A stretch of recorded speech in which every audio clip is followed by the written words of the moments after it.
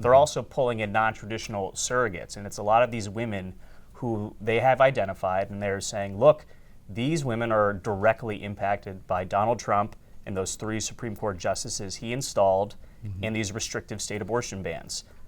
It's a strategy they've tried to employ in other areas. They call it the trusted messenger strategy.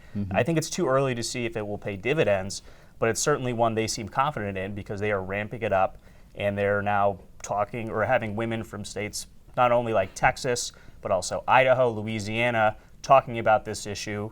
And it's a tactic that I think they put a lot of stock in right now.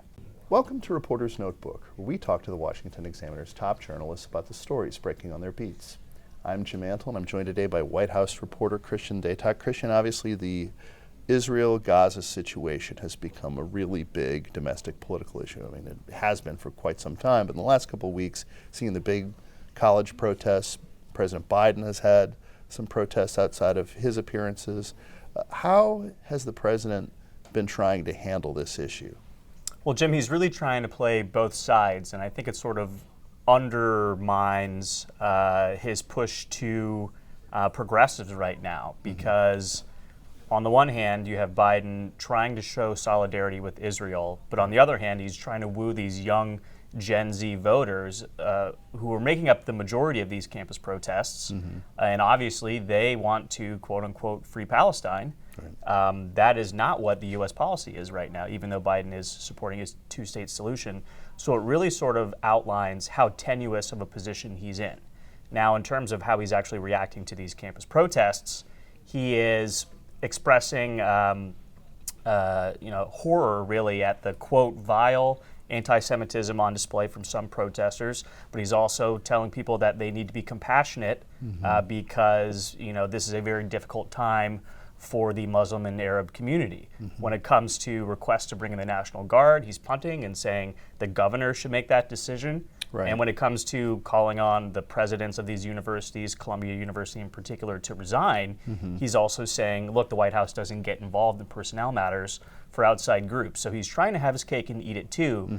But I do think this is an issue that's going to continue to plague him up until November or until we see his substantive policy change regarding Israel and Gaza.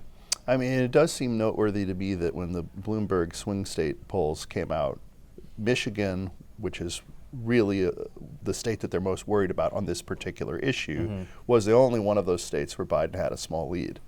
Yeah, it is strange. And, there's a lot of polls that have shown Trump up by as many as double digits in some of those swing states. Biden has closed that gap in some of them. I think in that Bloomberg poll, he's tied in Pennsylvania also now.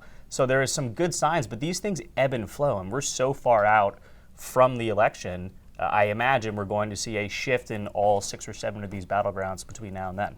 Now, one state that's not really considered one of those battlegrounds, but the Democrats would like it to be, is Florida. And President Biden was in Florida to hit Republicans and former President Trump on an issue that they hope is going to play nationally. Well, in case you haven't been paying attention at home, that issue is abortion.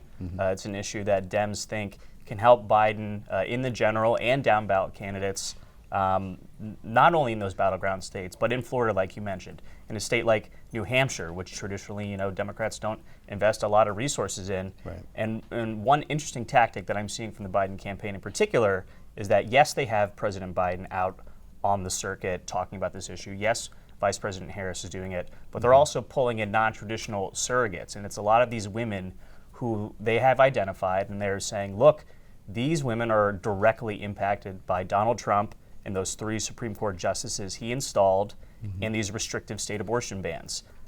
It's a strategy they've tried to employ in other areas. They call it the trusted messenger strategy.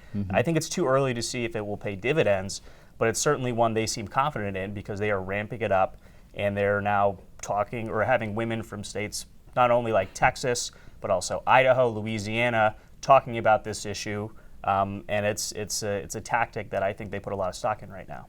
So another group of voters that Biden and the Democrats are really trying to mobilize are union voters. Clearly, blue-collar voters more broadly are really going to be part of where this election plays out. Talk a little bit about a recent appearance Biden did with union voters where maybe they recycled an old Trump slogan a little bit. Well, it's funny. I think what you're mentioning is the president's appearance at the North American Builders Union, which endorsed President Biden earlier this week. He spoke at their national conference in Washington, D.C., and before Biden got up on stage, there was a tape that played comparing the contrasting views of the economy from Biden and Trump. And when Trump was on the stage, the people in the room chanted, "Lock him up." We haven't heard that one in quite a while. We're hearkening back to 2016 at this point. But on its face, you might say, okay, Biden's strategy is just attack Trump on everything. Sure. But like we just mentioned with the abortion issue, they're taking a more tactful approach, suggesting that, former President Trump underestimated the political capital of American women. When it comes to addressing these union members, Biden is taking a page out of Trump's own book. He's mocking Trump's weight. He's mocking his speech in public and his appearance at court. He made a joke about him bleaching his hair.